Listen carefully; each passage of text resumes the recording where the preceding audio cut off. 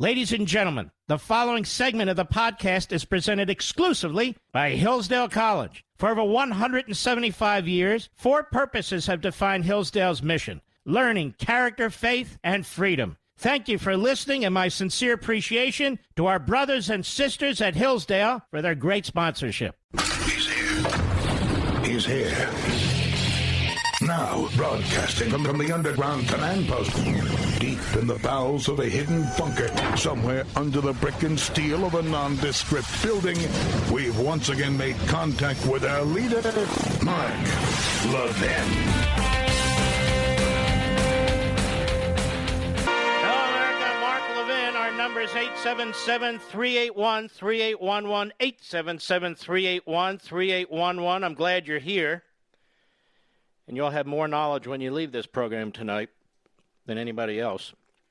Joe Biden gave to me a frightening speech this evening. Now, I believe in these vaccines. I'm not an ever-vaxxer, but I believe you should consult your own doctor. That the government, television hosts, even radio hosts, they're not to be trusted. You trust your own physician. You don't go to the government when it comes to other medical issues. The politicization of this issue by Biden and Harris last summer, as I will demonstrate, by Fauci and the teachers' unions, by CNN, MSNBC, and other irresponsible, phony news sites, has undermined the credibility of so many of these institutions. You go to your doctor. You talk to your doctor. 80 million adults have not been vaccinated, they say. 70% have been. I've asked this question before. Of the 80 million who have not been vaccinated, how many of them have the antibody now? Because they don't need to be vaccinated. And maybe that's their position. I don't know. How many of them can't be vaccinated because some kind of health malady that they already have? What percentage of the 80 million? I don't know. And Joe Biden is a pathological serial liar, so I don't know what's coming out of his mouth to be anything close to the science or the statistics that we have. Moreover, if you're vaccinated, and somebody else is not vaccinated, I don't quite understand what the issue is as a personal matter. Well, you can still catch the variant. Well, you can still catch the variant then whether you're vaccinated or not. That goes to the issue of how serious the illness is or whether death follows. But people do stupid things all the time. They chain smoke, they eat foods, they do other things that are likely to cause lung cancer, heart disease, what have you. The United States government mandates automobiles that are not safe. I don't care how many seatbelts or airbags are in there. In order to meet CAFE standards, cars have to be very, very light. Well, when you're in a significant and serious accident, you need a heavy vehicle. Steel. And there have been reports about how many thousands of people die every year that would otherwise live but for CAFE standards. We don't discuss that. And I didn't hear Biden say today, I'm taking steps immediately to seal the southern border, to finish Trump's wall in order to prevent people from coming into this country who have the coronavirus and who are not vaccinated. He didn't do any of that. Now, does he have the power to order, essentially, all private businesses with 100 or more employees to be vaccinated? Does he have the power to order everyone and anything with the most limited contact with the federal government to be vaccinated? On top of it being a rather frightening speech, his politicization and his attacks on governors is really, really appalling. Really appalling. The guy that leaves the southern border open, who has no idea who's coming in, who won't even go to the southern border. Now, what's the rule here? What are the laws? We're going to take a little time on this. And I'd be remiss, very remiss, if I didn't point out this speech didn't have to be given today. This speech didn't have to be given today. In 2 days, it'll be 20 years since 9/11. He's so cynical. He's so devious. He's such an SOB. I despise him more than Obama, you want to know the truth. He's such an SOB that he does this in hopes of deflecting attention from the disaster that still is Afghanistan, and the 80,000 Afghan allies who are still stuck there, and the citizens who are stuck at the Mazar-e Sharif airport. They only want to talk about Kabul, where they got one jet out. And what's interesting to me is, they're cutting deals and making concessions left and right with the Taliban, and we don't know anything about what they're discussing or what they're doing. Nothing. Well, she says, Pasaka, we have to rely on them. They're the only ones to rely on. Well, you ensured that situation. You gave them the country, you gave them the power, and now you're complaining they're the only ones you have to rely on. Who else we're going to deal with? Now, let me get started here. This is from History.com.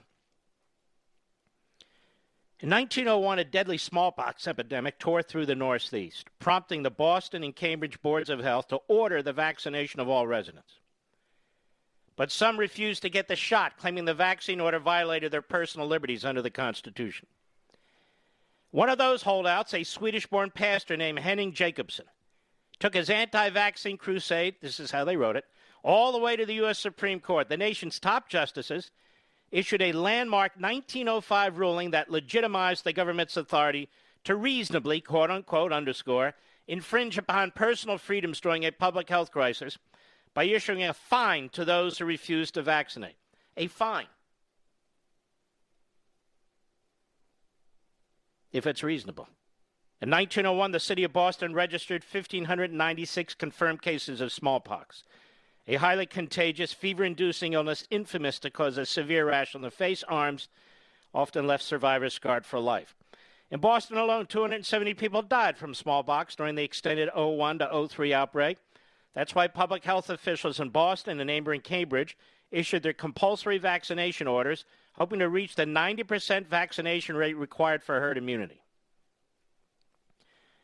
Now, Jacobson, who served as the pastor of a Swedish Lutheran church in Cambridge, had been vaccinated against smallpox in Sweden when he was 6 years old, an experience he later said caused him great and extreme suffering. So when Dr. E. Edwin Spencer, chairman of the Cambridge Board of Health, knocked on the Jacobson's door on March 15, 1902, the pastor refused the vaccination for himself and his son. A few months later, Cambridge was in a full-fledged smallpox panic, with the city ordering the closure of all schools, public libraries, and churches to stem the spread of the disease.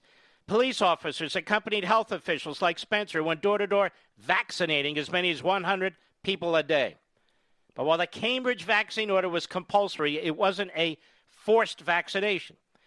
People like Jacobson, who refused to get vaccinated, faced a $5 fine, the equivalent of nearly $150 today.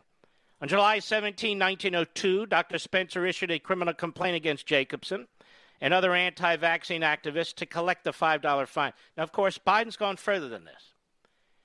If you don't get the vaccine, you're fired. You're fired. It's more than $150 a day. Now, the broader battle over the validity of vaccination science reached a fever pitch during the smallpox outbreak. Anti-vaccination groups, citing alleged cases of death and deformity from bad reactions to smallpox vaccines, called the compulsory vaccination the greatest crime of the age, claiming that it slaughtered tens of thousands of innocent children. In response, newspaper editorials characterized the smallpox vaccination controversy as a conflict between intelligence and ignorance, civilization and barbarism, much like today. The New York Times dismissed anti-vaccine activists as a familiar species of cranks who are deficient in the power to judge science. This would be the New York Times that went on to cover up the Holocaust, by the way. It was against this heated backdrop that Jacobson fought his $5 fine, first in state trial court, then by appeal to the Massachusetts Supreme Judicial Court. He wanted to present evidence that vaccines themselves were dangerous and ineffective, but the judges wouldn't hear it. Instead, his chief argument became compulsion to introduce disease into a healthy system is a violation of liberty, specifically the personal liberty he believed was guaranteed by the U.S. and Massachusetts constitutions. So the highest court in Massachusetts rejected Jacobson's claim, siding instead with the authority of public health officials to determine the best methods for fighting an epidemic.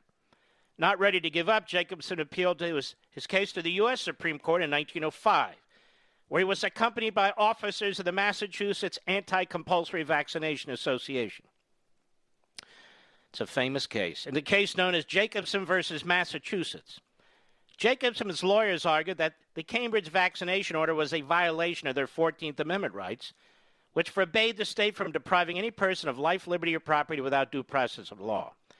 A question then was whether the right to refuse vaccination was among those protected of the personal liberties. The Supreme Court rejected Jacobson's argument and dealt the anti-vaccination movement a stinging loss.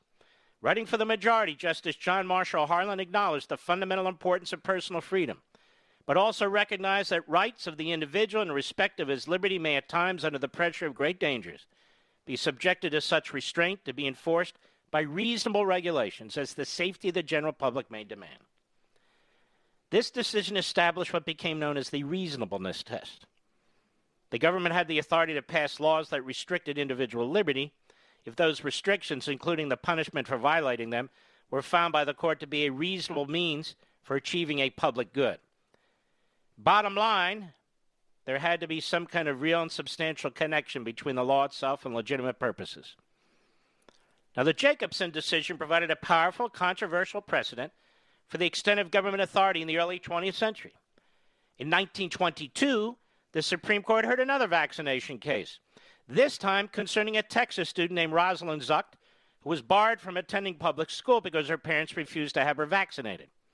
Zucht's lawyers argued the school district's ordinance requiring proof of vaccination denied her equal protection of laws under the 14th Amendment. The court disagreed. Justice Brandeis wrote in the unanimous decision long before the suit was instituted, and they cite Jacobson versus Massachusetts. Now, I want you to listen to this. In a far darker chapter, the Jacobson decision also provided judicial cover for a Virginia law that authorized the involuntary sterilization of, quote, feeble-minded, unquote, individuals in state mental institutions.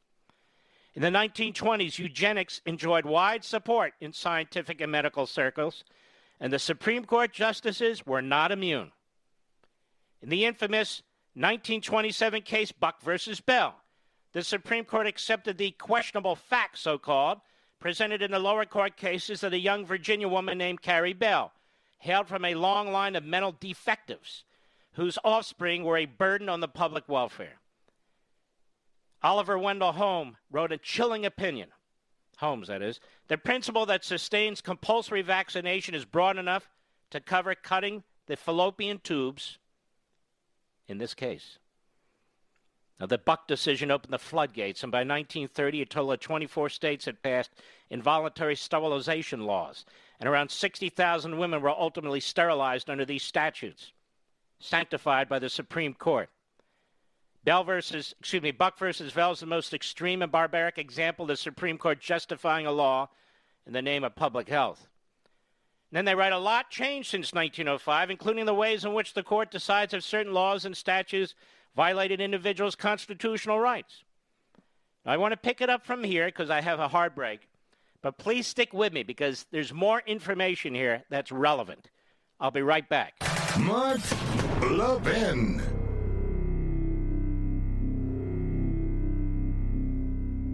Hillsdale College serves four purposes: learning, character, faith, and freedom. Now, education and faith thrive in freedom, and freedom requires an educated people, a people of good character to preserve it. Hillsdale College has been providing the education needed to preserve free government for over 175 years, and it continues to provide that education today, not only to its 1,500 undergraduate and graduate students, but nationwide, through its free online courses, its support of classical K-12 charter schools, and its other outreach efforts on behalf of liberty. Hillsdale's Articles of Association, dating back to 1844, commit the college to preserving the blessings of civil and religious liberty through the provision of sound learning. This learning includes the Constitution. It includes the laws of nature and nature's God, as described in the Declaration of Independence. It includes America's great heritage and liberty that too often today is falsely derided and denied. Hillsdale's motto is pursuing truth and defending liberty since 1844. And it'll continue to fight to live up to that motto come what may. Learn more. Go to ləvɪn4hillsdale.com. That's Levin for Hillsdale.com.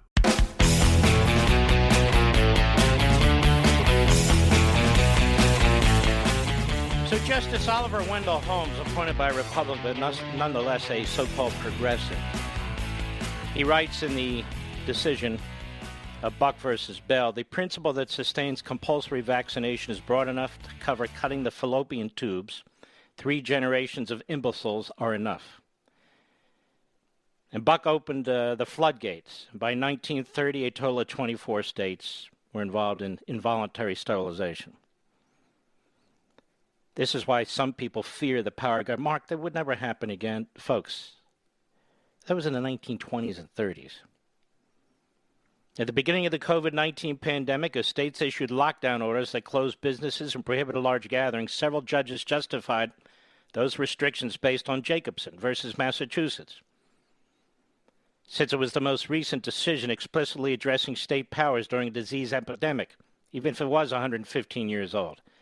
But in a reversal, the U.S. Supreme Court ruled in 2020 against broadly applying the logic of Jacobson to all COVID-19 lockdown restrictions. In Roman Catholic Diocese of Brooklyn versus Andrew Cuomo, the court decided the state of New York violated the constitutional rights of citizens wanted to safely gather in churches and synagogues during the pandemic.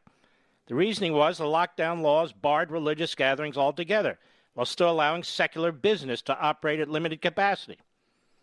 As vaccines against COVID-19 became readily available across the U.S., employers, including government agencies, hospitals, and so forth, started to mandate the shots at employees. That followed a joint statement from a major medical group encouraging the policy. Now, this is where we are, you see, because one of the arguments that is, I assume can be made will be that Joe Biden has the southern border open. Illegal aliens coming into the country do not have to be tested, do not have to be vaccinated. Even people coming in from Afghanistan do not have to be vaccinated.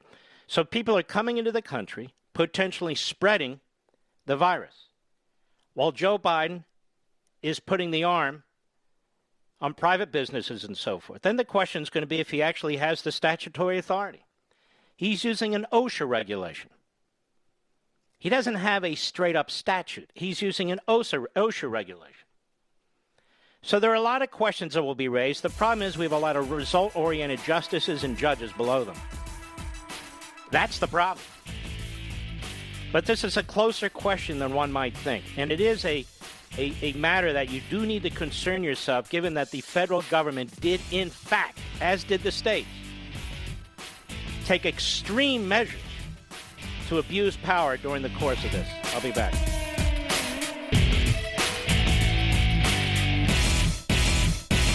Hillsdale College serves 4 purposes: learning, character, faith, and freedom. Now, education and faith thrive in freedom, and freedom requires an educated people, a people of good character to preserve it. Hillsdale College has been providing the education needed to preserve free government for over 175 years, and it continues to provide that education today, not only to its 1,500 undergraduate and graduate students, but nationwide, through its free online courses, its support of classical K-12 charter schools, and its other outreach efforts on behalf of liberty. Hillsdale's Articles of Association, dating back to 1844, commit the college to preserving the blessings of civil and religious liberty through the provision of sound learning.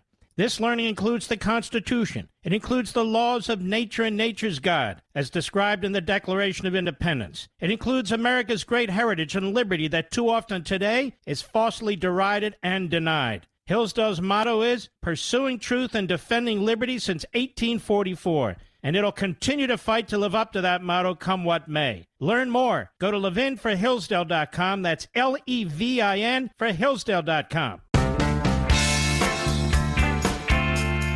The Mark Levin Show, live and national at 877-381-3811. So Biden's using an OSHA regulation. And if you heard the speech,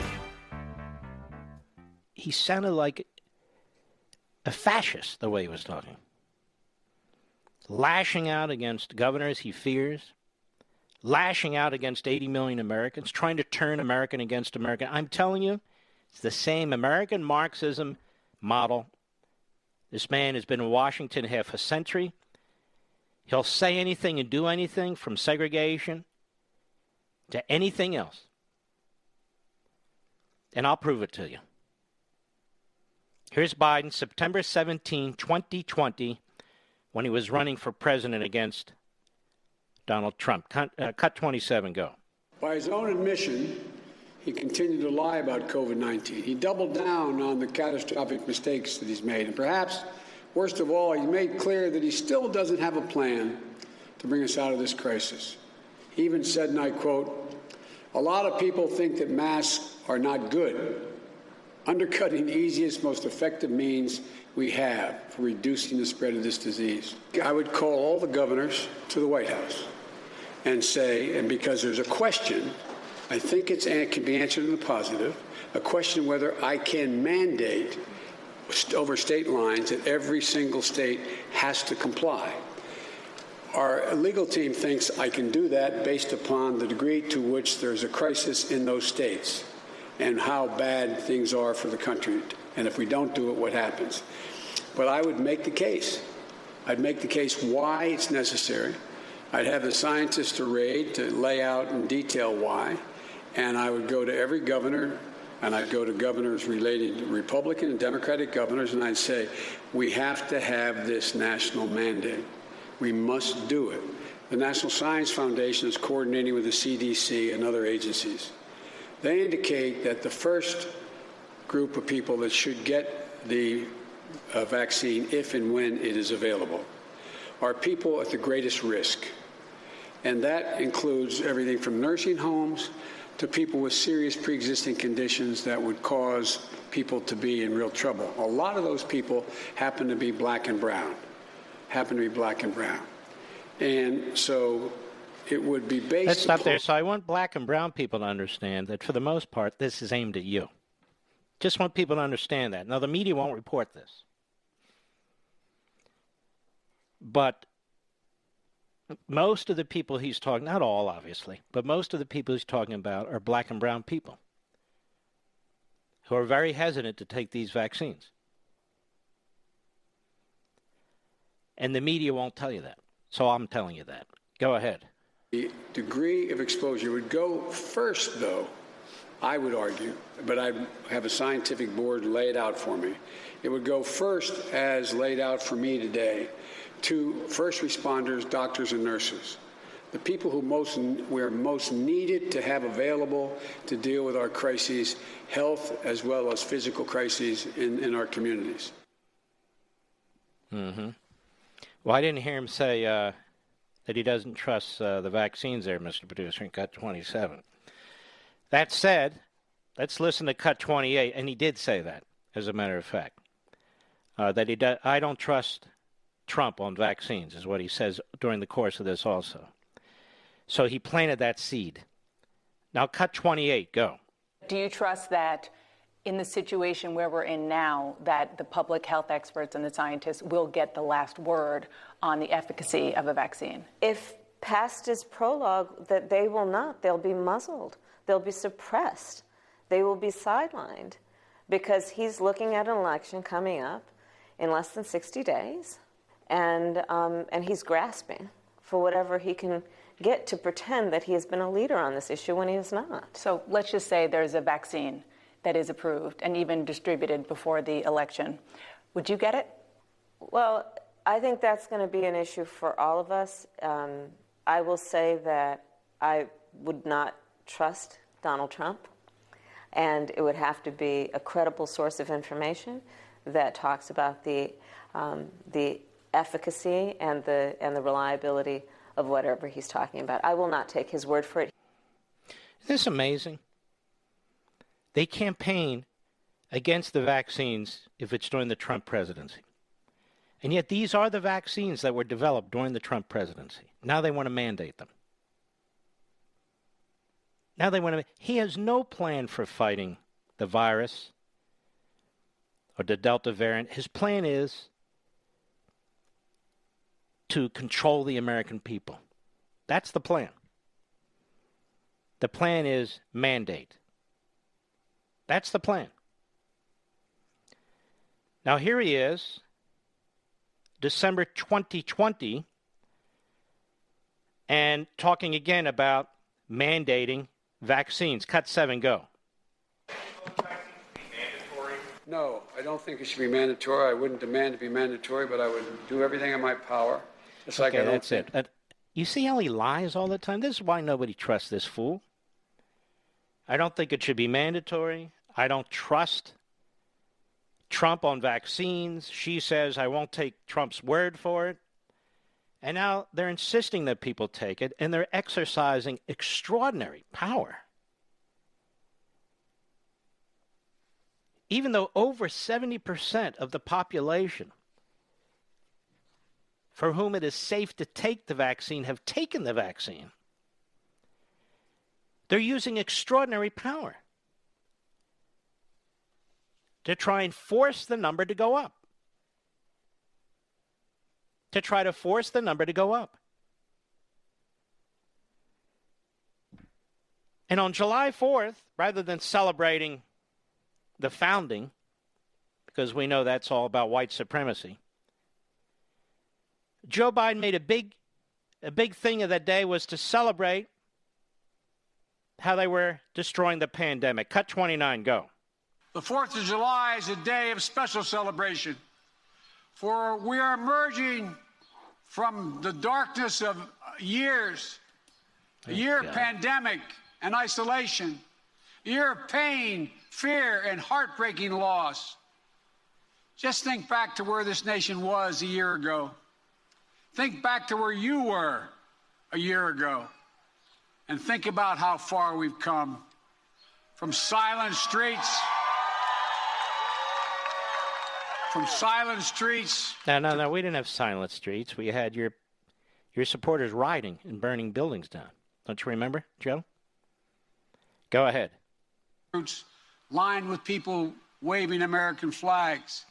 From empty stadiums and arenas to fans back in their seats cheering together again. From families pressing hands against a window to grandparents hugging their grandchildren once again. We're back traveling again. We're back seeing one another again.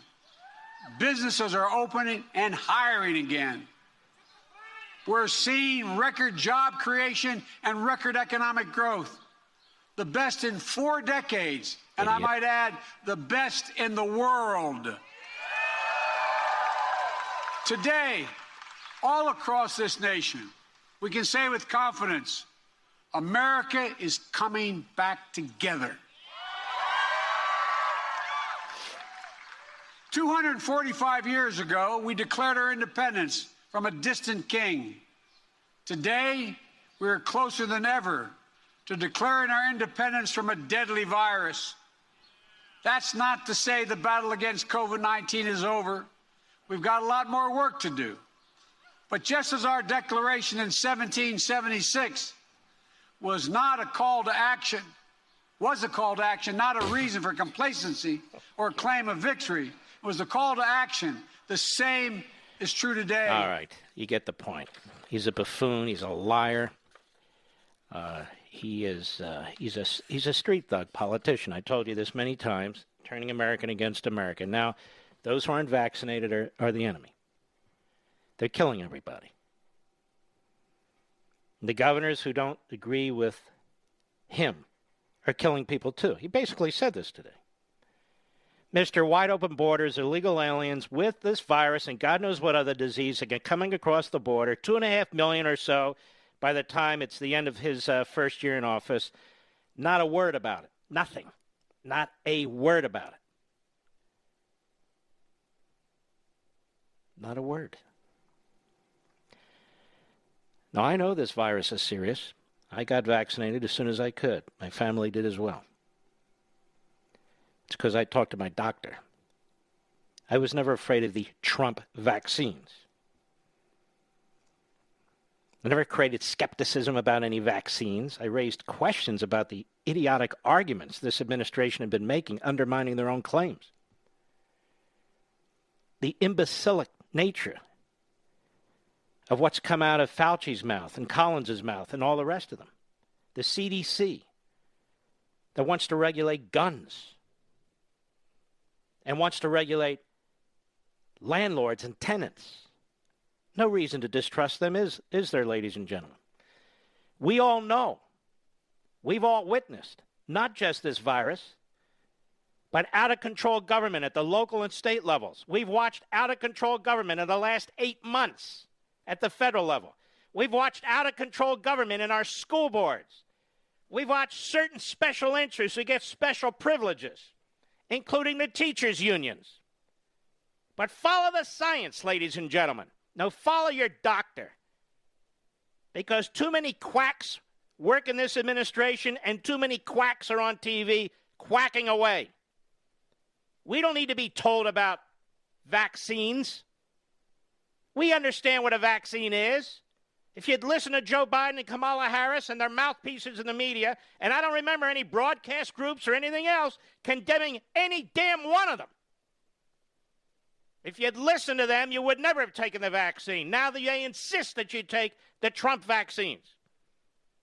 And the therapeutics also developed under Trump. And I'll ask this question that I've asked many nights before.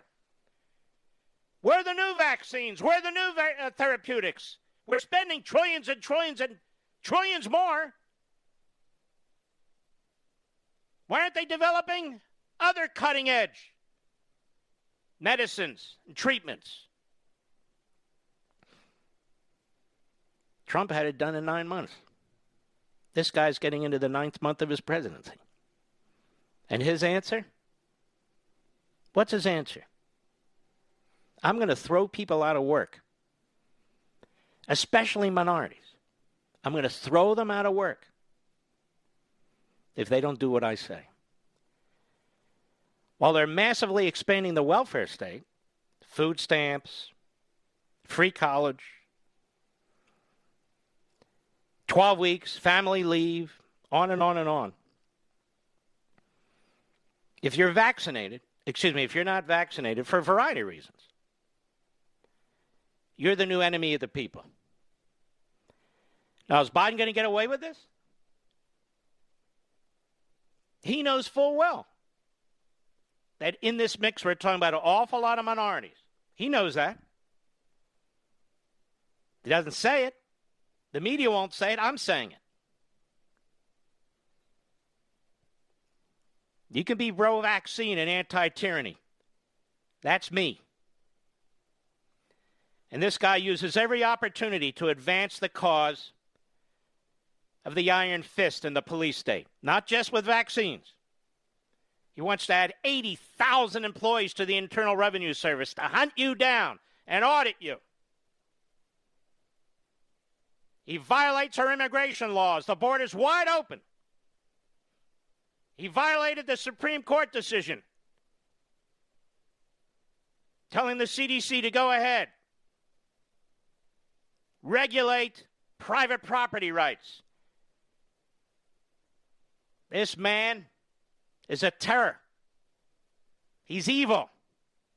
In addition to being stupid as a door. I'll be right back. Mark Levin.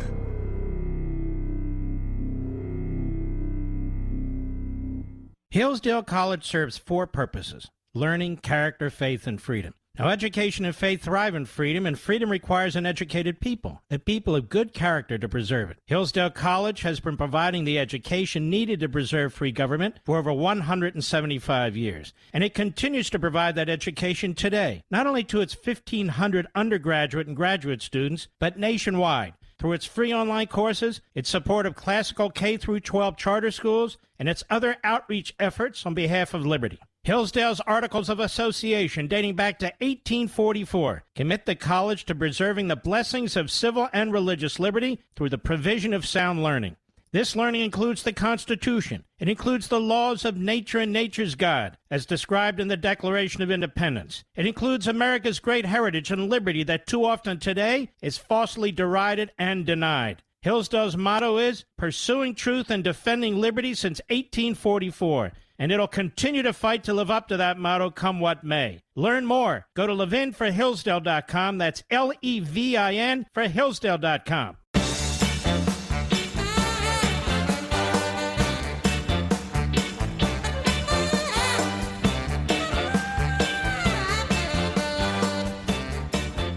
Biden says this isn't about freedom, ladies and gentlemen. This isn't about freedom. Exactly what tyrants always say, Mr. Producer. Abortion, just a choice. Just a choice. Abortion's a choice. That's not a baby. Mandates are not about freedom. We know this about abortion. In 99.999% of the cases, it does actually result in death. That's the science. That's the data. Follow the science. Follow the data. We actually know these are babies. That's the science. Follow the science. Don't be a Neanderthal. Follow the science. No, but it's a choice. So we now have the Attorney General of the United States who's bringing some lame lawsuit against Texas because he's saying that what Texas is doing violates the Constitution. What he means is it violates Roe v. Wade, is what he's trying to say. There's nothing in the Constitution, despite what Scarborough said. So on the one hand, they're fighting against saving lives. In every case, almost, they die, babies. And on the other hand, they're going to punish you if you're not vaccinated. You're going to lose your job. You're going to lose your job.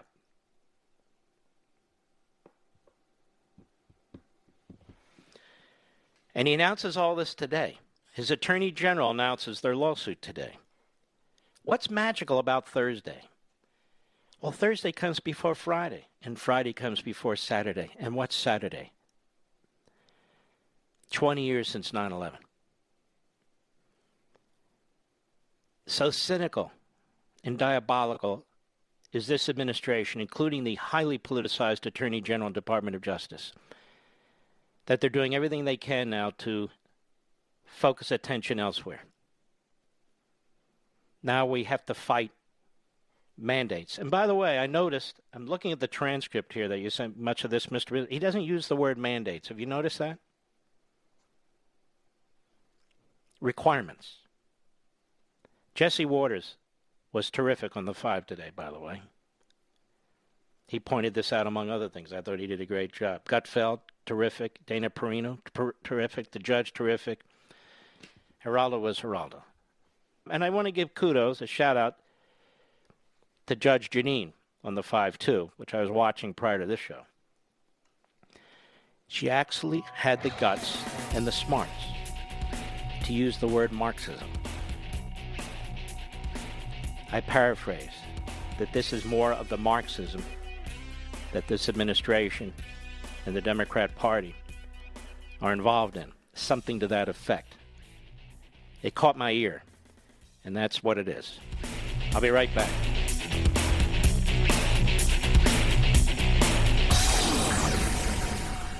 He's here. He's here. Now, broadcasting from the underground command post, deep in the bowels of a hidden bunker, somewhere under the brick and steel of a nondescript building, we've once again made contact with our leader, Mark Levin.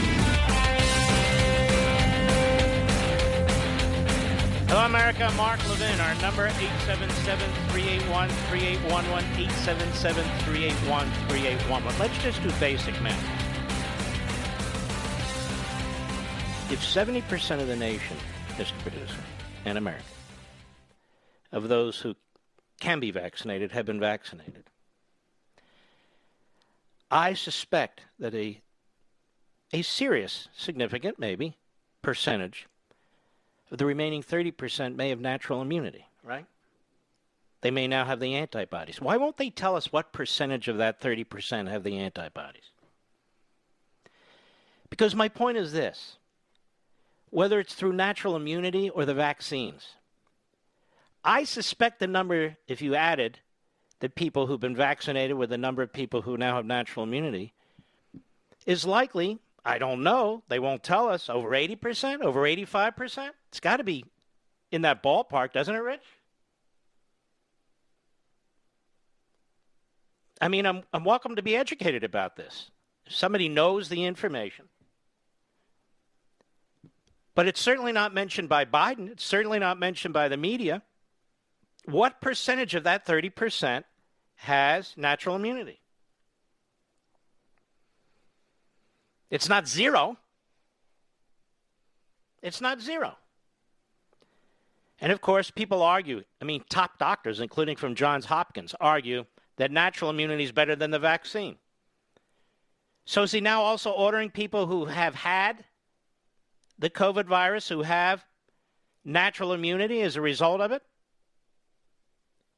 to get vaccinated too? What's the justification for that? So there are many questions here. I don't trust these numbers because the numbers don't add up.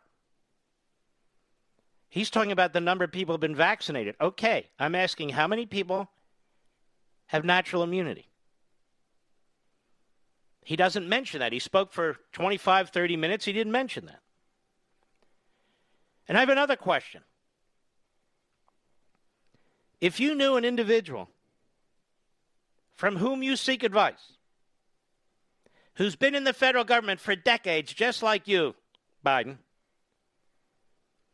that he runs an agency that provided funding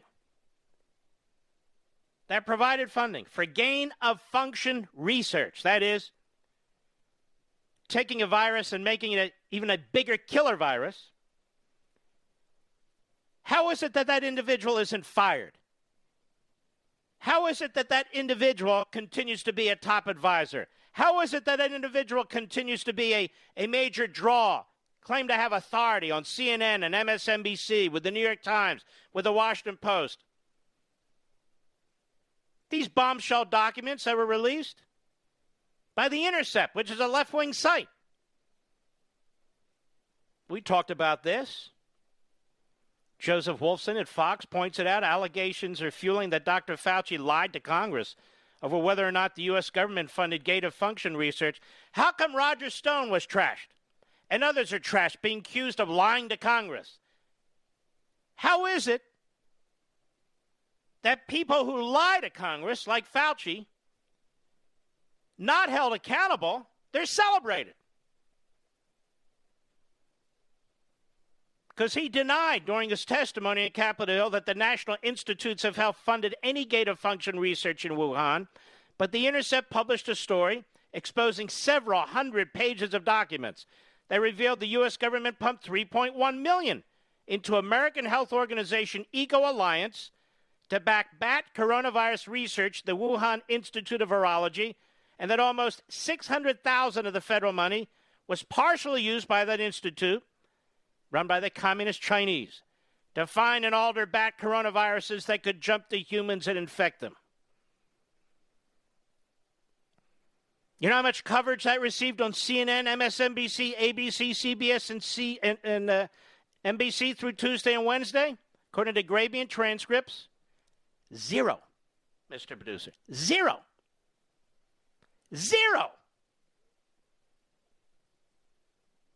Instead, trash the American people. Trash the American people. Now, I've been vaccinated. I believe in them. Long before Biden and Harris did. They politicized it. On the other hand, if I had the antibodies now, if I had natural immunity, I wouldn't get vaccinated. There's really no point. And yet, I'd lose my job. That's not following the science, ladies and gentlemen. The New York Times, the Washington Post, USA Today, Politico, Axios, the Associated Press also appeared to skip the major development. Cover-up, censorship. Censorship. Much of the legacy media similarly ignored the damning leaked phone call transcript in July showing Biden urging then-Afghan President Ashraf Ghani to push a perception of stability in Afghanistan, whether it's true or not, quote-unquote, ahead of the chaotic military withdrawal and takeover of the Taliban. Follow the science. Listen to Biden. Come on now. This is the Pied Piper of destruction, stupidity, and increasingly death. Death. So I have two questions for the corrupt, phony media. Number one, how many of the 30% have natural immunity? And why isn't that tallied with the 70% who've been vaccinated? Because it doesn't serve the narrative, ladies and gentlemen. Number two, why isn't Fauci fired? And why isn't the Department of Justice investigating him for possibly lying to Congress under oath? And I want to repeat the questions I keep asking week after week, month after month, just to prove to you how politicized science is in this country. When you abort, you're aborting a baby. Correct, Dr. Fauci? Correct? Psaki? Correct, Biden? And yet they're going to court today to try and stop Texas. They're going to court today to try and stop Texas from instituting what I consider a very reasonable law, particularly if you follow the science that these are human beings. I dare keep a line open, Mr. Call Screener. I dare anybody to call this program now and tell me that abortion, especially, now let me do it this way, that abortion on demand is not the killing of a baby. That means abortion to the last second. That means partial birth abortion. I want to know the science. I want to know the science. And why is that a choice? Because the Supreme Court said so? I don't make moral decisions to you based on what the Supreme Court says. I don't. Or what the government says or doesn't say. You either have morality or you don't. Now, the Biden-Pelosi-Schumer position isn't, abortions, but only in certain cases, only in limited. No. It's abortion on demand.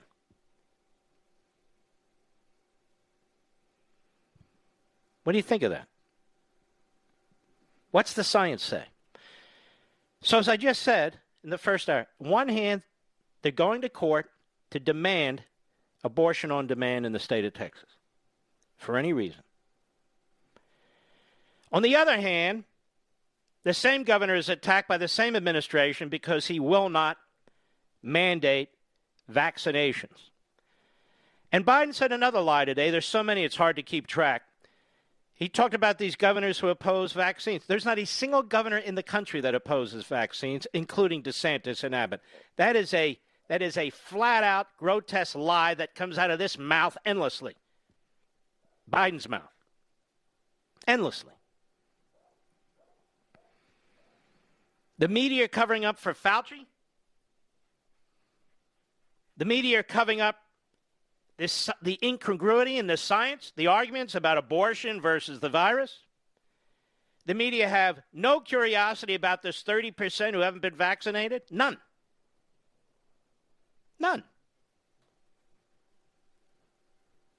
Because it undermines the narrative.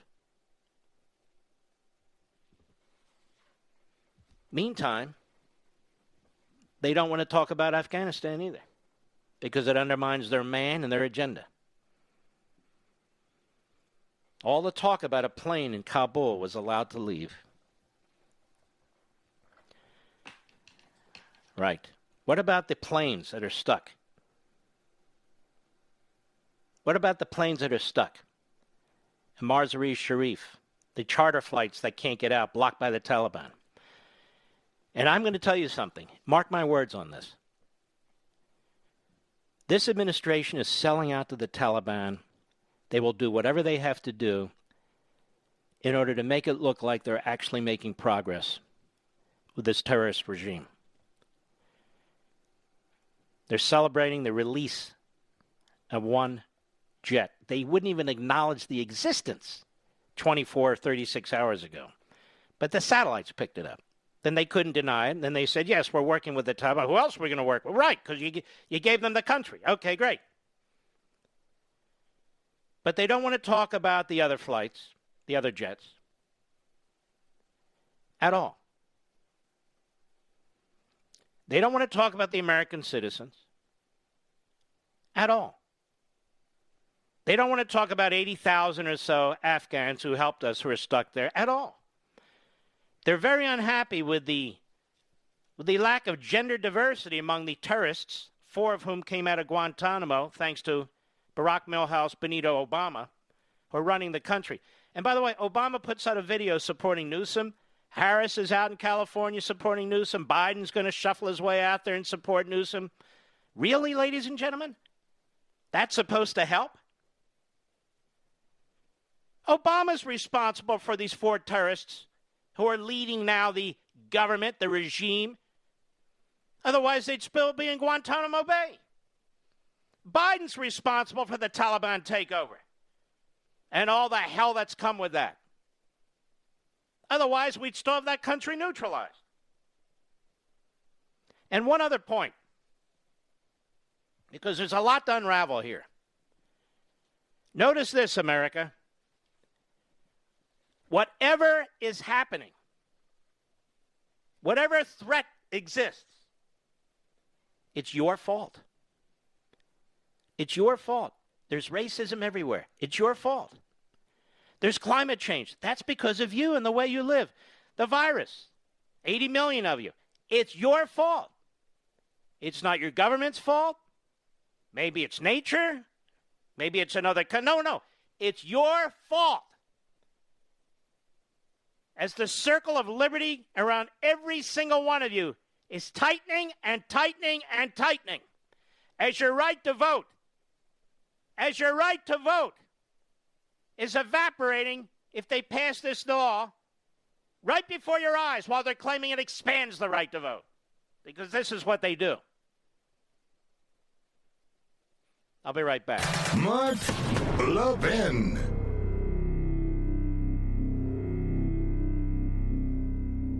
Over 2,000 of you, my listeners, made the switch from overpriced wireless carriers to Pure Talk over the past few months. We want the rest of you to join us and to see what we're talking about.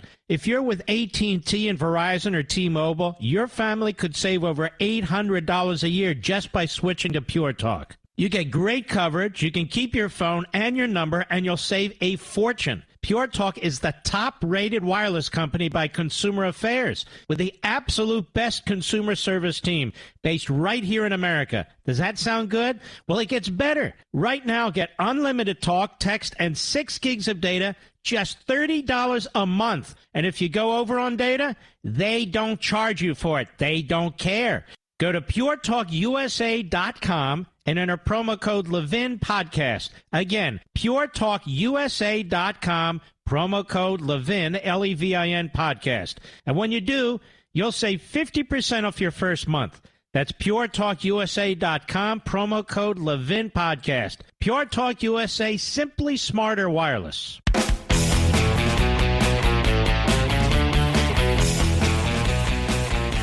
Well, ladies and gentlemen, we have a caller here who is, unfortunately now, a Gold Star mother, Kathy McCullum, who lost her son Riley not that long ago, a few days, really, a few weeks ago. How are you doing, ma'am? I am well, sir. Well, I'm not really well, but I'm hanging in. Your blood must be boiling. It just must be boiling about what's happened here. I mean, no idea. Yep. Well, tell the nation. You no called idea. in. I just actually. Yeah. I just heard Biden talking about frontline workers and how they needed to be vaccinated. And my son was the ultimate frontline worker. You know what I mean? Yep. My son was the ultimate frontline worker. He just sacrificed his life to appease a president who was trying to appease China and appease Russia and remove himself from Afghanistan so that China could take over our airports. It is the most disgusting thing in the entire world. And sir, I will talk to you about any topic you would prefer to talk about. I'm well versed in all of them. The whole mask mandate is absolutely disgusting. The taking away of our liberties is absolutely absurd. My boyfriend is I won't say where he works, but they're telling him he now has to be mandated to have a vaccine, and he's going to refuse it. He is an Iraqi war veteran, and he is not going to kowtow. I believe both of us have already been exposed to COVID, and I will not give in. I will not be vaccinated for a whatever disease I've already had. I will not do it, and he will not either. But for Biden to come on and tell the world that the frontline workers are so important when he didn't give a crap about my son. And when I was in Dover watching my son come off that plane and Biden was sleeping, walking like a zombie, trying to get up the plane ramp, never once did he acknowledge me. I am the only mother who did not request to not speak with him that was not acknowledged by Joe Biden. He slept through it. He checked his watch after, and some of the Gold Star families say that that it happened after every service member came off that plane. I will say that I actually witnessed it 7 times. And I was standing in formation. I wasn't a part of the original 11 or the last 12 or the last 2. I was standing in formation with my boyfriend, who is an Iraqi war veteran. And I just thank God that he was there with me to hold me up and support me. I will say that the military treated me like, I can never thank the Marines enough for what they did for me, for getting us there, because we were not originally supposed to be there. I'm so disgusted. I'm so disgusted watching Nancy Pelosi turn her back. Now, I have to take a hard break. It's up to you. Do you want to hold on a little bit, or do you want to go? Or I would like to talk to you a little bit. Oh, that would be wonderful, sir. All right. Be, All right, you hang in there. We'll be right back with you. I'll be right back.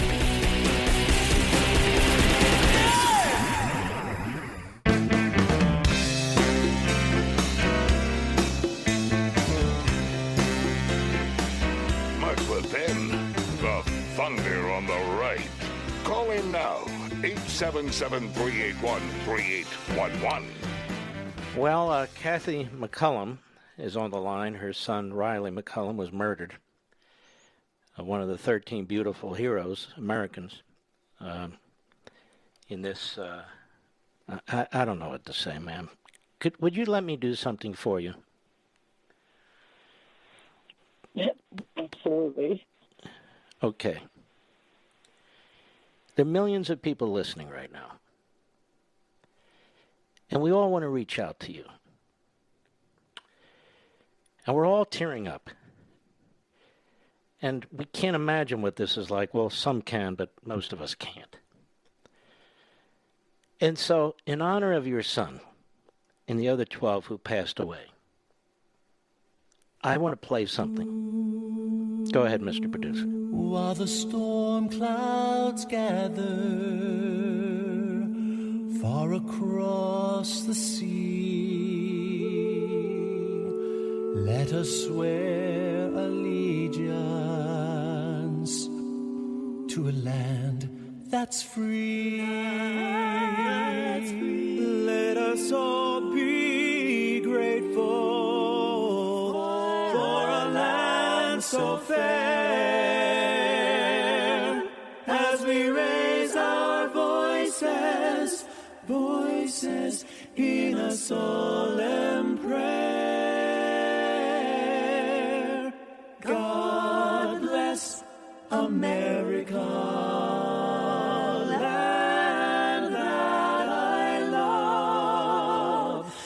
stand beside her, guide her through the night with a light from above. From the mountains to the prairies, to the oceans white with foam.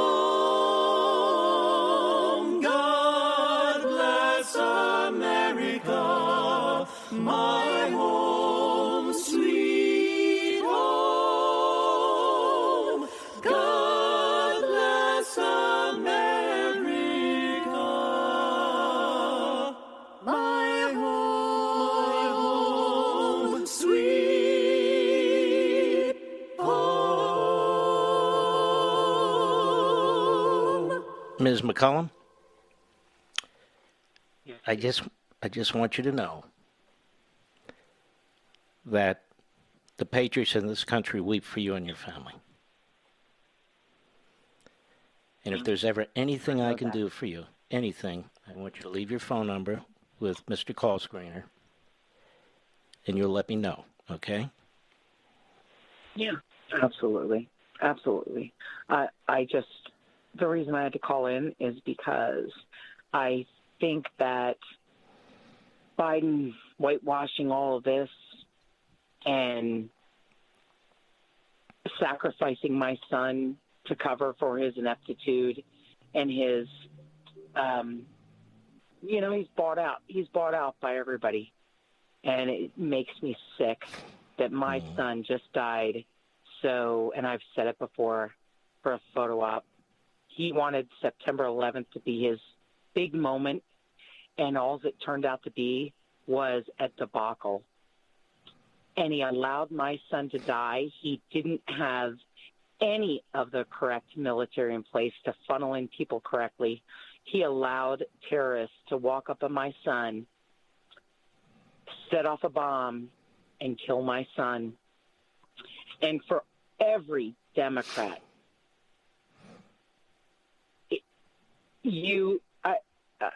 I know I shouldn't say they're complicit, but they are.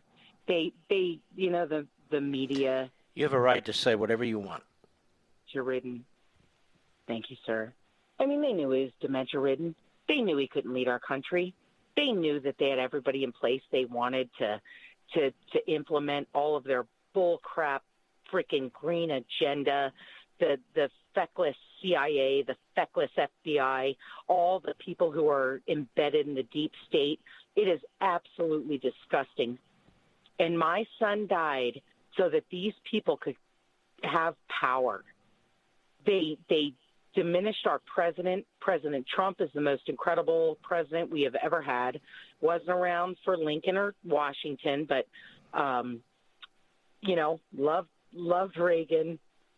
But I'm just saying, he was an incredible man. He did this selflessly. Everything President Trump did was out of selflessness. He vowed years ago that if our country needed him, he would step up. And what happened? The deep state spent every waking moment. Every freaking politician that's in China's pocket.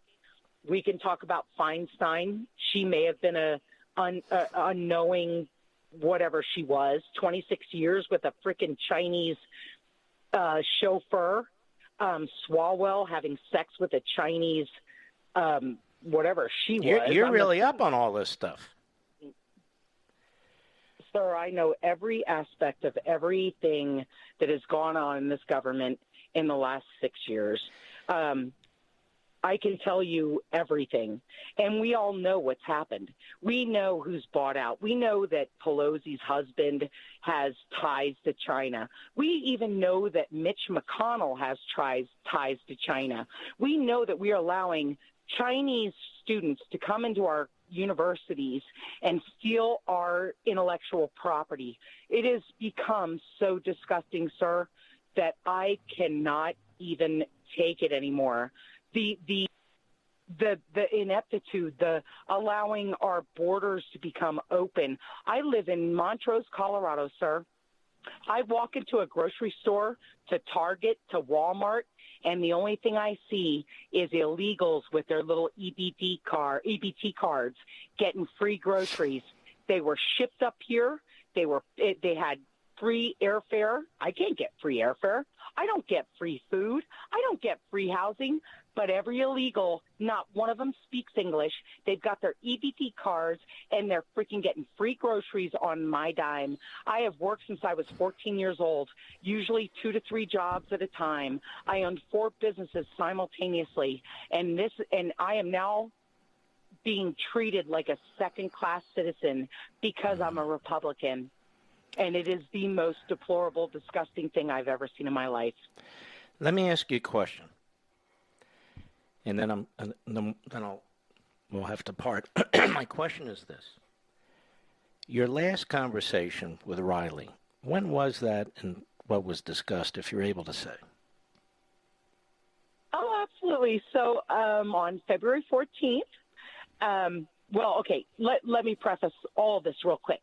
So Riley called me, and in one conversation I got, hey, Mom, Gigi's pregnant. We're getting married at the Little White Chapel in Vegas, and I'm being deployed 2 weeks after. So that was the main conversation.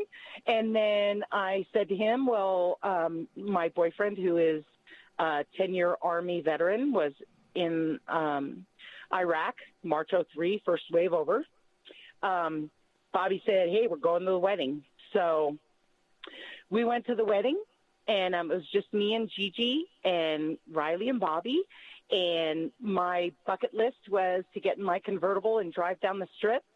And I guess the greatest moment was having Riley and his really big pregnant wife sitting on the back of my convertible, driving down the strip, watching the fountains at the Bellagio. And it was Valentine's Day.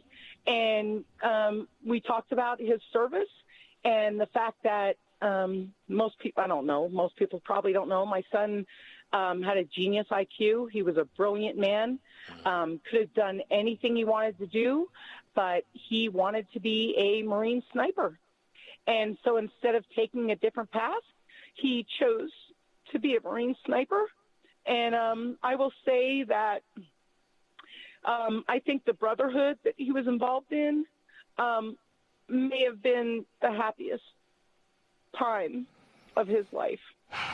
So I guess that was our last conversation, knowing that I was getting a grandbaby and getting to see him get married at the Little White Chapel, and getting to see Gigi with her big old belly, which she probably won't appreciate, but that's okay. That's okay. It was very special, and that was February 14th. So. Well, Kathy McCullum, I want to thank you very, very much. Call anytime, and don't hang up, okay? All right, sir. Thank you. And God bless you. Don't hang up. Thank you. And we'll be right back. Mark Levin.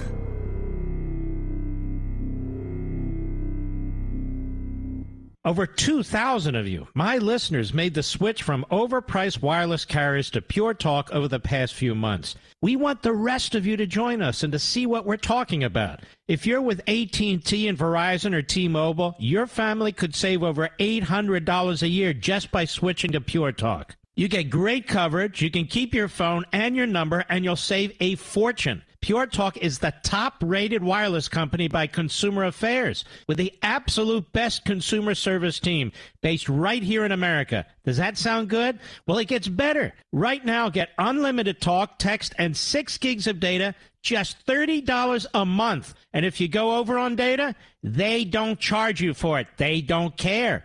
Go to puretalkusa.com and enter promo code Levin Podcast. Again, puretalkusa.com, promo code Levin, Levin Podcast. And when you do, you'll save 50% off your first month. That's puretalkusa.com, promo code Levin Podcast. Pure Talk USA, simply smarter wireless.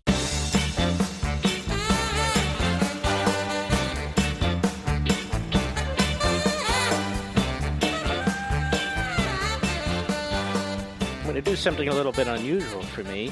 We're going to take some callers this hour and next hour early on because we have great callers. I also want to remind you, those of you who are able to get your copies of American Marxism. I'm hearing it more and more referenced by guests on TV and so forth, and the language being used in there too. So we really do need to spread the word. Things are getting worse. They're not getting better. The speech that Biden gave today, he talks down to the American people. This is a very stupid man. He's been stupid his whole life. Talks down to the American people. He threatens the American people. He doesn't talk to the Taliban the way he talks about the American people. He doesn't talk about the Taliban the way he talks about Republican governors, as I've mentioned before. This is a really sick guy, and yet he is surrounded by equally sick and evil people, and they're trying to impose their will on us. They will impose their will by executive order. They will impose their will by economic threats. They will impose their will by passing legislation, by packing the courts. They will do whatever they can do. Whatever they can. He shows more respect to Putin than he does us, more respect to Xi than he does us, the Islamo-Nazi regime in Tehran than he does us. What kind of president? Have you ever heard of a president who gets up there and just starts threatening 80 million Americans and talking down to all the rest of us, and then turning 80 million Americans against 200 million? What? Where the hell does this guy think he is? My friend, let's see here. What do we have? Professor Gengor, my earlier talking about the vaccines, what about the people who have immunity? And he sent me a link to the CDC, and the CDC says as of May 29, 2021, 3-4 months ago, 120.2 million Americans have had COVID. And as he points out, this is of colossal importance to the vaccination debate. So the overwhelming majority of this 120.2 million, 3 or 4 months ago, have natural immunity. So according to the best science that we've been hearing, they don't have to be vaccinated. And this is what I keep talking about. They say that 70% of the people who can be vaccinated have been vaccinated. Okay. And then you have 120.2 million people who've gotten COVID. So the vast majority of them have natural immunity and don't need to be vaccinated. So what percentage of the remaining 30% are we talking about here in terms of immunity? See, here's my concern. My concern isn't science. I believe science. My concern is that Joe Biden is a friggin' liar. That's my concern. He will do anything for power. He will do anything for advantage. We see it, the horrific events that took place in Afghanistan, the horrific events that are taking place on the border as every day, day in and day out, like it's not happening. Like it's not happening. And now, look at this. CDC reports that 35 million Americans have tested positive for COVID. The real number of COVID is much higher. In fact, the CDC estimates that at least 120 million Americans have had COVID. And I'm looking at the page.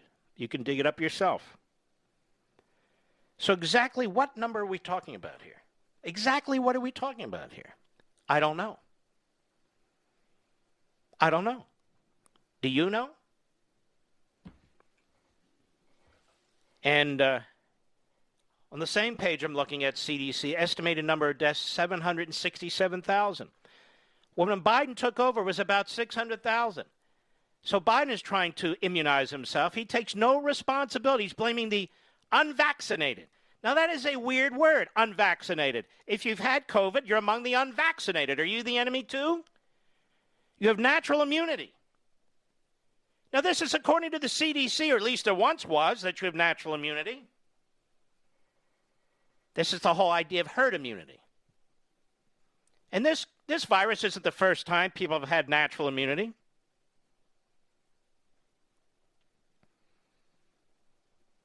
And he's not blamed for any deaths.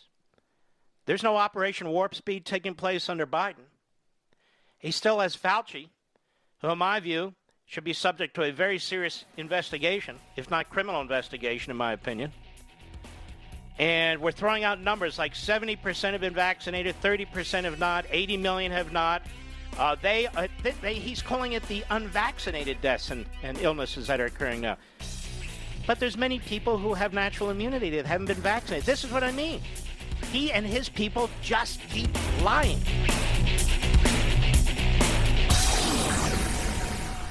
Ladies and gentlemen, this final hour of the podcast is sponsored exclusively by AMAC, the Association of Mature American Citizens. Now over 2 million conservative members strong, AMAC believes in and stands up for the values that we care about: faith, family, and freedom. Thank you for listening, and please support AMAC. And you can become a member at amac.us/join.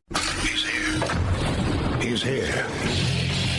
Now, broadcasting from the underground command post, deep in the bowels of a hidden bunker, somewhere under the brick and steel of a nondescript building, we've once again made contact with our leader, Mark Levin.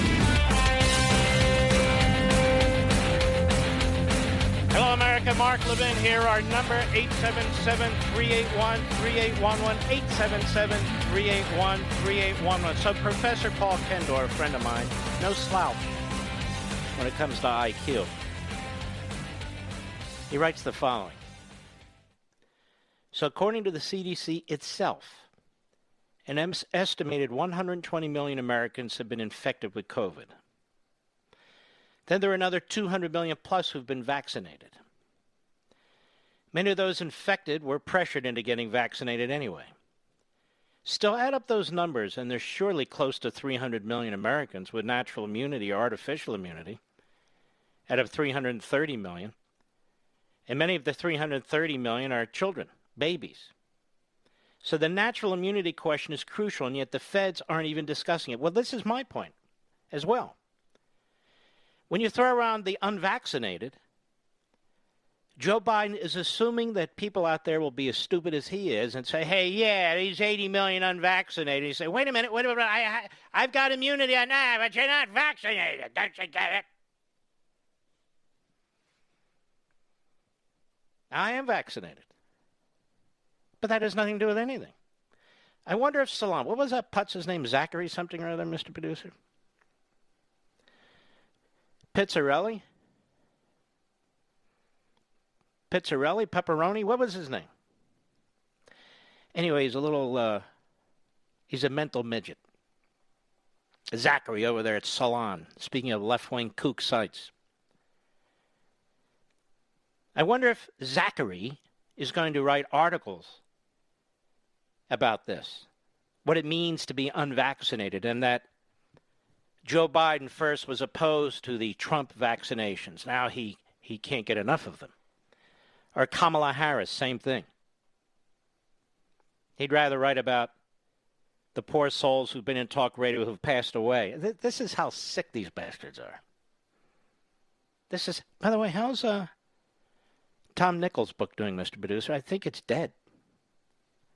And he wasn't a professor. I made him a mistake. He's an adjunct instructor.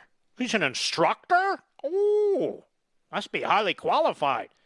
Plus advising the Lincoln Project. Well, anyway. By the way, did Paul Krugman ever get back to us, Mr. Producer? Paul! New York Slime, Paul, we want to chat with you, Paul. Coward. Remember Jen Psaki? She was the State Department spokesidiot in 2015. And she was such an idiot that Biden said, hey, I like her. She's an idiot. So he made her his press secretary. And here she is back in 2015. Peter Doocy might want to pick this one up. Boy, is he a good journalist or what? That kid has courage and smarts. He just does. And she's being questioned by Megyn Kelly. Listen to this. Cut one, go. As folks look at, the fact that Bo Bergdahl is now being charged, and we have these 3 of the 5 Taliban commanders trying to return to terror, they're asking this question: was it worth it? Well, let me first say, as you know, as a lawyer, this is a military justice issue being handled by the Army. This is a step in the process, and there are many steps past here. Was it worth it? Absolutely. Was it worth it? Absolutely. I'm paid to be a stupid mouthpiece, you know. Was it worth it? Absolutely. Absolutely worth it. Maybe to you, you jerk, because you don't live over there. Because you're not stuck behind enemy lines. You notice how brave and brazen these clowns are? Because they don't have any threats from the Taliban, or Al-Qaeda, or ISIS, or any of the other cockroaches. Was it worth it? Absolutely worth it. Well, ask Ms. McCullum, who just called here. It was worth it. And you're a lawyer. You know it's the military justice issue. It wasn't the military justice issue. Obama swapped them for a traitor. And by the way, Obama and domestic terrorists, he was handing out pardons like lollipops. And his buddies, his domestic terrorist buddies. I think the January 6th committee should expand and investigate him. What do you think of that? No. Now you've gone too far. But it was absolutely worth it, ladies and gentlemen. How do these people get back in government? How do they get back in government? Representative Ro Khanna from California, Democrat. I've never been a fan of this guy, but when it comes to this issue, he's been quite honest. Shockingly. Because he's a Democrat, and most of them have been lying through their teeth. Look at Nancy Pelosi. She's been lying through her dentures for weeks. Cut 4, go. Well, Jake, first of all, there are American citizens. I know we have cases with American citizens still there. We have 600 requests that we're still working on. Here's what I don't... All from American citizens? Not all, about a dozen from American citizens. And so there's still many of them who can't get out. And the idea that they don't want to leave is not true. We have cases of people who want to leave and aren't able to leave, who were beaten getting to the airport. Got that? Jake, got it? No, you don't understand. We're making progress. They're business people now. The Taliban, they're really, you just got to get to know them. Plus, who else are we going to deal with? Now that we burned the country down, who else are we going to deal with? Jed Johnson, Obama, DHS secretary. He sees it. He understands. Cut 5, go. First, I was stunned by the graphic you showed. 2 of the individuals now part of the Afghan government, members of the Taliban, who were suspected terrorist ties, one of whom is the interior minister. That's my counterpart. He's effectively the Secretary of Homeland Security for Afghanistan. So that's quite striking. Oh, well. Oh, well. What can you do? It's just, all right, let's do something productive. I have an idea. Let's take some calls, shall we? I think we will. Yeah, I saw that. Let us go to, let's go to Daniel, Jacksonville, Florida, the great WBOB. Go right ahead. How you doing, Mark? All right. First of all, I want to, our hearts go out to the McCullum family. Yes. It's just tragic. So God bless them. So my family, we own a heavy construction company in Jacksonville, Florida. We have about 500 employees. We're blessed. We have a great business and great employees. And Biden puts out this rule today, and he's trying to destroy my business, Mark. And I don't know how I enforce this without people leaving. It's hard enough with the labor shortages already, with supply shortages, equipment shortages. Prices are through the roof. It is so difficult. And he puts one more thing on us, and me and my family spoke, and we're not complying with this one. This is the hill we'll die on. And, I'm sitting here holding my copy of American Marxism. And, if I may read one sentence from your book, is that okay? Yeah, sure. Okay, so it's the very first paragraph of the book, and it's the last sentence. And it says, of course, the primary difference between the counter-revolution and the American Revolution is that the former seeks to destroy American society and impose autocratic rule, and the latter sought to protect American society and institute representative government. Mm-hmm. And that sums it up, and that's where we're at. And this man is trying to trying to destroy my business and the lives of. Let me give you 500 employees some friendly advice. You should find a couple other small businesses in a similar situation and be prepared to invest in a lawyer to sue them over this. I think you at least have some arguments to make, but look at you, a small businessman. You have to compete with the federal government and the checks they've been handing out. Your taxes are expected to go through the roof now. The inflation drives up the price of labor, drives up the price of materials and goods. You can only pass on so much of that. Your profit margin's getting walloped. You just came through a pandemic, and now he's saying you must make sure that every one of your employees is vaccinated or tested every single week. And if you're an employee and you're getting a check, you're going, screw this, I'm leaving. I'm not putting up with it. And yes, sir. And these guys, they're just salt of the earth type of people, and they're not going to be told what to do when it comes to their medical advice. And they can just easily go down the road to a company that's smaller, and that's not 100 people, and they can get a job tomorrow. That's actually a great point. All these unintended consequences that he doesn't care about because he's never run a business. He's never run a business. He's been on a public payroll his entire friggin' life. And you just raised two excellent points that I hadn't even thought about. But this is go ahead. I'm sorry. Oh no, this is just you can. It started with healthcare. I love how the government pushes all of their mandates and Marxism onto the business owner. It's not the government's not telling you to get vaccinated. It's your employer that's telling you to get vaccinated now. They make it my problem, and I have to be complicit. Isn't that amazing? In their Marxism, and I refuse to do it. It's like they enlist the big tech to do their censorship for them. Daniel, God bless you. Don't hang up. We'll send you a signed copy of American Marxism. I have a caller here I'm not going to take. Supports abortion, not a baby in the first 6 months. It's not a baby in the first 6 months. Is that woman following the science? No, she's a nut. If you're going to argue that you support abortion for some reason, you can't argue it's not a baby in the first 6 months. So I'm not going to even deal with this. You're calling the wrong show. You're calling the wrong show. You want to debate it on a different issue, a choice issue, or some other moral issue, fine. But no, we don't deal with baby deniers. Baby deniers. I'll be right back. Mark Levin.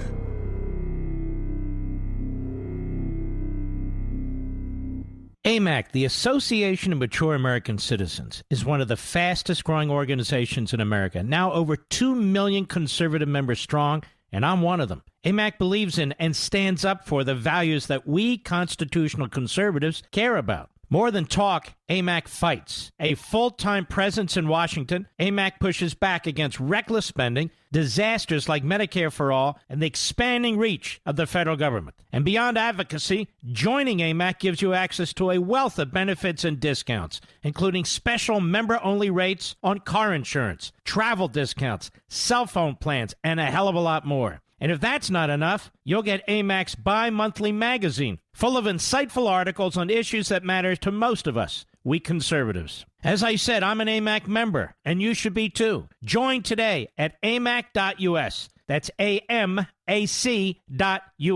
Stop supporting the liberal agenda that the other 50-plus organization has been pushing for. Join AMAC instead. AMAC.us.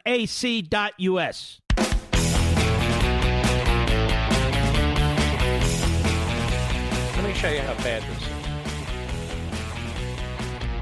This statement was put out July 29th by the Federation of State Medical Boards of Directors.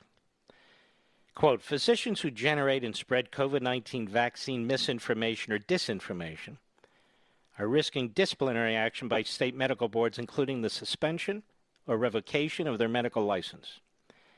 Due to their specialized knowledge and training, licensed physicians possess a high degree of public trust and therefore have a powerful platform in society whether they recognize it or not. They also have an ethical and professional responsibility to practice medicine in the best interests of their patients and must share information that is factual, scientifically grounded, and consensus-driven for the betterment of public health.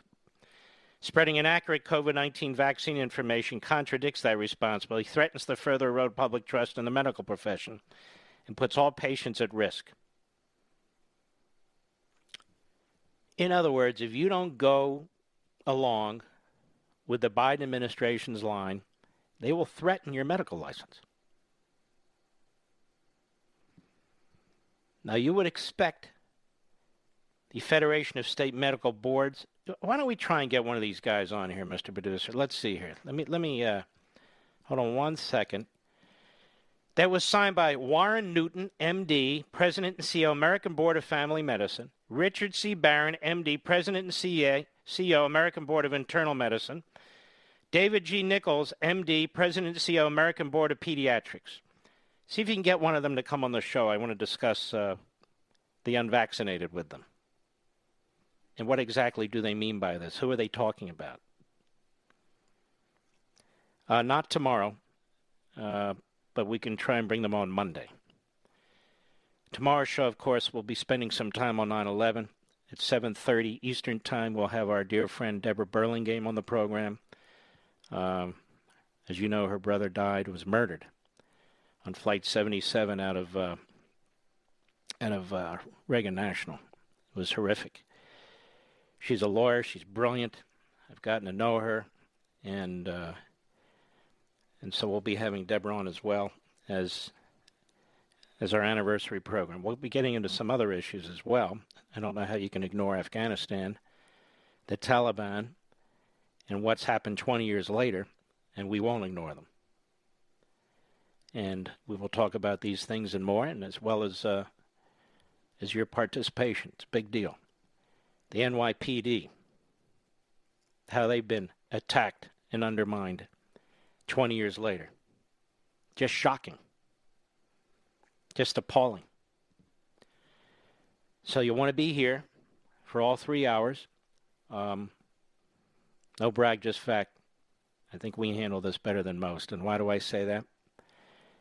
Because my broadcast career started in New York. Most people start in Podunk. I started in New York. On the great WABC when it was part of the ABC radio networks. And I think the station, as well as other stations, but this one in particular has got the fourth ownership, maybe the fifth since then. But we're steady Eddie here, and we'll continue to talk about it for the whole nation. Let us see here, Mr. Producer. Let me give me 1 second. I'm going to pull up the call. Here we go. All right, let us go to Mike, Mount Clemens, Michigan, XM Satellite, a veteran. Mike, how are you? How you doing, Mr. Levin? It's a privilege and honor to talk to you. Thanks, Mike. So what I wanted to say was, you'll have to excuse me if it's a little noisy. I'm driving my son home.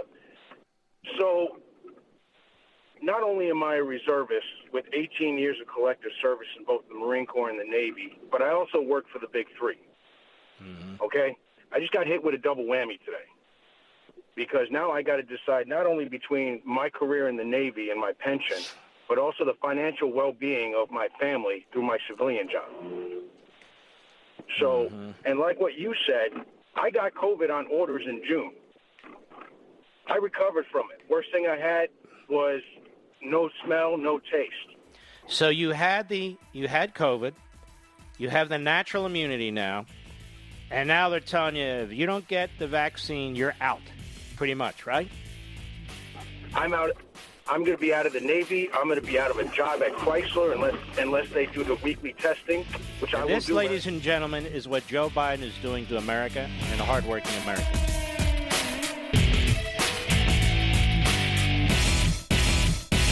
AMAC, the Association of Mature American Citizens, is one of the fastest growing organizations in America. Now over 2 million conservative members strong, and I'm one of them. AMAC believes in and stands up for the values that we constitutional conservatives care about. More than talk, AMAC fights. A full-time presence in Washington, AMAC pushes back against reckless spending, disasters like Medicare for All, and the expanding reach of the federal government. And beyond advocacy, joining AMAC gives you access to a wealth of benefits and discounts, including special member-only rates on car insurance, travel discounts, cell phone plans, and a hell of a lot more. And if that's not enough, you'll get AMAC's bi-monthly magazine, full of insightful articles on issues that matter to most of us, we conservatives. As I said, I'm an AMAC member, and you should be too. Join today at amac.us. That's AMAC.us. Stop supporting the liberal agenda that the other 50-plus organization has been pushing for. Join AMAC instead. AMAC.us.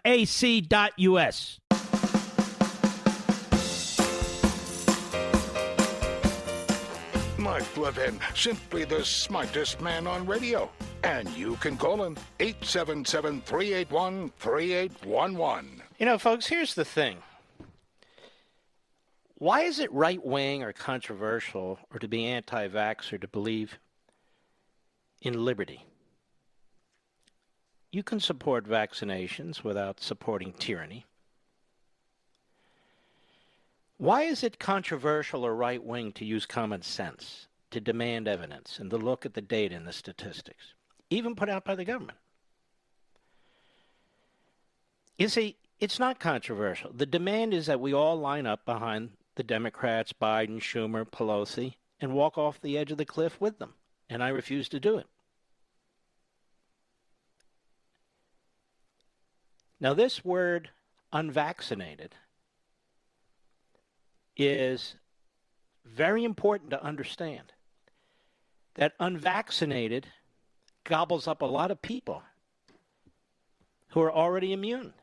It gobbles up a lot of people who can't take the vaccinations. And then when you look at the CDC numbers, you have to scratch your head. Wait a minute, 120 million people have had COVID-19, and a significant percentage of them are naturally immune? Is that part of the 30% that you're saying are unvaccinated? Clearly it is.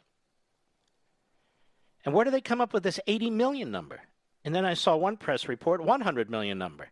So these numbers are thrown around. Are there any more investigative journalists out there that want to look into this and get an answer?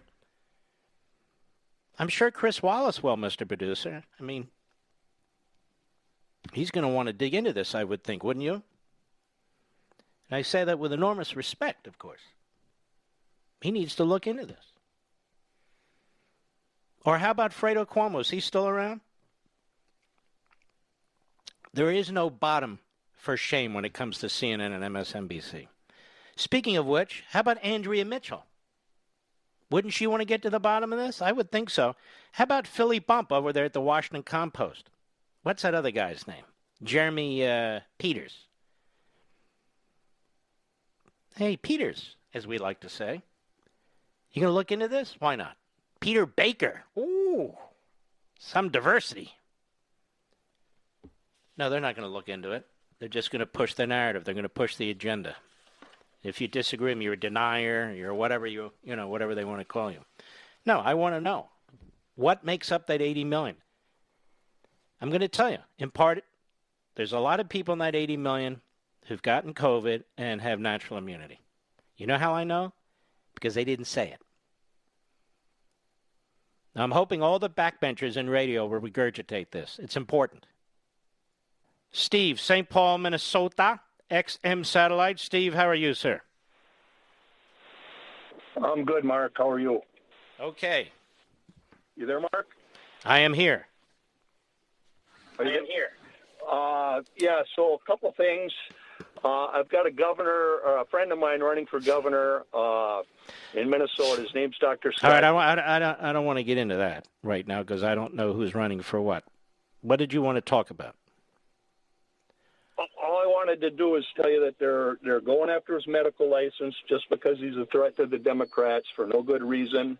So I just wanted to touch on that. And the second thing is I went to my physician. I got an excellent internal medicine guy, and he said, I got a dental practice, and I was exposed to COVID last November, got quite sick, and so it's been 8-9 months, and he said, maybe we should get the vaccine. And I says, well, I don't know. And he said, I took it in January. I took the vaccine, and I'm monitoring my antibody score. And I started out about 4. I'm down to 1. And if you're under 1, you should take the vaccine again. If you're over 1, you're good. And I says, okay, let's check mine. 9.5 was my score. Well, you're in good shape then. Thank you for your call. That's not what he was calling about, but that's all right. No offense. We don't have time for everybody's individual situation. That's not the goal here. As much as I care, that's not the point here. Let's go to Evan, Paducah, Kentucky, the great WKYX, a small businessman. How are you? Pretty good, Mr. Levin. Thank you for everything you do and you represent. Thank you, sir. This is a problem with small business owners. What are we going to do if we have to force our employees to take this vaccine, and then you're going to have Joe and Joe attorneys, and they're going to be online suing us because something happened to that employee? Hey, that's a good point. Are you all going to be immunized legally by the federal government? No, sir. I'm not. I can't. See, do there's it. a lot of questions here that the media will not ask. If they would listen to talk radio, this show in particular, we could help them, but they don't want to be helped. They're pushing an ideology. That's all. You're quite right, Evan. Yeah. Yeah, I mean, and it's going to happen. It's already happened. But the trial lawyers are in the back pocket of the Democrats, so that'll be fine by them. Oh, yeah. You bet. You bet, sir. Yeah.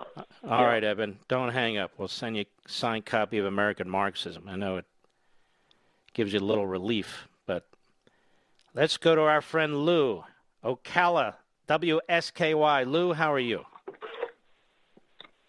Hey, Mark, listen, I got to tell you, that was one of the finest moments in live radio when you gave the mic to that wonderful Gold Star mother and let her rip. She had every right. Absolutely one of the finest moments in live radio. Thank you. Unbelievable. Everything that's going on in this country, Mark, everything that you say in your book, people have got to realize that this is going to be a showdown between the Communist Manifesto folks and the Constitutionalists, the patriots and those who have no virtue. And that's really what it's down to, is a battle of good and evil. It really is. Liberty and tyranny, I used to call it, All right, Lou. It's a pleasure always to talk to you. All right. Let us keep going. Make sure Lou has a signed book, okay? Let's see. Let's go to Dominique, Philadelphia, Pennsylvania, on the Mark Levin app. Dominique, how are you? I'm doing well. Thank you for taking my call, Mr. Levin. You bet. Now, where in Philadelphia are you from? Can you hear me? I can. What is with this I'm delay? actually north in the Lehigh Valley. Okay, I know exactly where it is. Go right ahead. Okay. So I just wanted to recount my story. And my story is that when I was 6 years old, I immigrated to All right, hold on now. Let's keep it within a minute or so. Okay. So just to quickly, in a nutshell, they lived half of their life in a communist country of Poland and about half of their lives here in the United States. Being in their late 60s, early 70s, respectively, the stories that they would tell me about their childhood and living under a repressive regime and the evolution here and where we are in the United States, they say that it's getting worse than it was under a repressive regime of Poland, of the communists in Poland at the time. So, with that, we are definitely moving in a very dangerous direction. We're moving very, very quickly in a dangerous direction. The attacks on the cops on our thin blue line was evidence of this. The political biased nature of so many courts is evidence of this, where they're stacking them up. Biden's doing it right now. People aren't even paying attention to it. The open season on the Constitution, where if Democrats don't get a ruling they want, they talk about the filibuster and loading up the court with like-minded ideologues. I mean, used to be you wouldn't even say that sort of thing. You'd be condemned by the media. But the media are utterly and completely corrupt. And part of this entire grouping of movements that I talk about. I want to thank you for your call, my friend. We'll send you a copy of American Marxism, too. Now, I know many of you have a copy of this book, but many of you don't. And those who have it understand exactly what I'm talking about. And those who have it and have read it, especially, or listened to it. It's very important to spread the word here. It's just very, very important. This isn't just a theoretical book. I'm explaining what's taking place in detail, how it came to be, where it's coming from, where it's leading to. And then the final chapter, I think what makes this book very unique, is a whole set of strategies and tactics, not intended to be the be-all and end-all, but intended to at least galvanize a movement and rally the American people. And this book's been for sale for 2 months. It's sold now, I'm told, about 940,000 copies. And we need to get it in the hands of as many people as we can. You are the Paul Reveres. You are. You are. This book is not about me.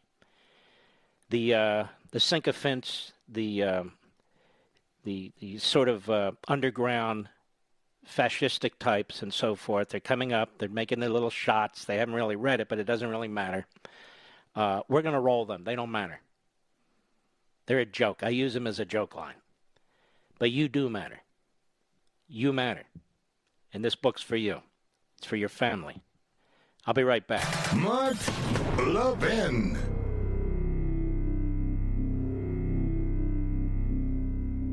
AMAC, the Association of Mature American Citizens, is one of the fastest growing organizations in America, now over 2 million conservative members strong, and I'm one of them. AMAC believes in and stands up for the values that we constitutional conservatives care about. More than talk, AMAC fights. A full-time presence in Washington, AMAC pushes back against reckless spending, disasters like Medicare for All, and the expanding reach of the federal government. And beyond advocacy, joining AMAC gives you access to a wealth of benefits and discounts, including special member-only rates on car insurance, travel discounts, cell phone plans, and a hell of a lot more. And if that's not enough, you'll get AMAC's bi-monthly magazine, full of insightful articles on issues that matter to most of us, we conservatives. As I said, I'm an AMAC member, and you should be too. Join today at amac.us. That's AMAC.us.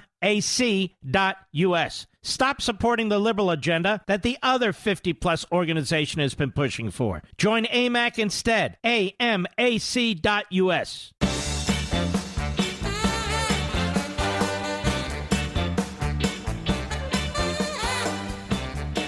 You know, I'm a little frustrated this evening because this is the kind of day or evening where I needed 5 hours. Seriously. I had more prepared to go over and to discuss with you. But on the other hand, when we get a special call from a grieving mother or there's subjects that are, you know, that really light up the board and people want to get into it, sometimes you just got to make a right turn. It's the way it goes. So I just wanted you to know we work very, very hard to prepare this show. We just don't wing it. Laurel, Oak Hill, Ohio, XM Satellite. Laurel, how are you? Oh, I am wonderful, Mr. Levin. What a pleasure and honor to speak to you. Well, thank you. I'm calling in regards to my your book. I've bought many copies, and I'm passing them out left and right. And I'm taking them to Wisconsin to help with them people when I visit my family, and give them to friends, family, church. Aren't you and sweet? Whoever. You're amazing. I've already passed them out to the delivery boy that delivered my furniture, my car mechanic. Oh, my Lord. The neighbor. And You're not and a coworker. trust fund baby, are you? No, I'm just a wife of a truck driver. You know what? I love the truck drivers. We have something, I don't know, we have a connection.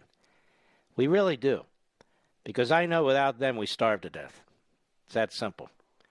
Well, Laurel, I want to thank you. What's that? And he's worked throughout the entire pandemic. Deliver. He's wonderful. Now, I want to send you a signed copy. Don't give it to anyone, just for you, okay? And I want to thank you very, very much, Laurel. And God bless you, and my best to your husband. Here's a little secret. I have handed them out, too. About 200 of them. Oh, Mark, you get them for free. No, I don't. The first 50 or so I do, but I'm well beyond that. So I practice what I preach. I don't expect you to do that. I got it. But spread the word. That's very, very important for sure. Let us go to Christopher. Bayview, Idaho. XM Satellite. Christopher, how are you? I'm doing fine, Mr. Levin. How you doing? I'm doing well. Thank you, sir. Can you hear me? I can. I'm fine, sir. Happy Rosh Hashanah. I'm also a black American who's also Jewish. Wow. Look at that intersectionality. That narrative. And I'm a veteran. A vet. God bless you, man. Yeah, and I'm a veteran. A combat veteran. Thank you. And I wanted to thank you for all your enlightenment that you have given the nation. And I wish you and your family well. And want to say that it's just despicable about this administration. I refuse to call that person who's in the seat right now because it may be advantageous for my military retirement. Mm-hmm. But I think it's just despicable how he just left Americans there. And this should be a treasonous act, and it is a treasonous act. He should be impeached, Amen. And he definitely should be court-martialed, he and his administration. He should definitely be impeached, and I agree with you. I really do. And it's something I've been talking about for a while now, even before Afghanistan. And what he's done on the border, what he's doing to those states and those communities down there and the whole country. And he is unleashing COVID from illegal aliens and others into this country. And, of course, nobody challenges him on that other than Peter Doocy. Nobody presses the case. Nobody.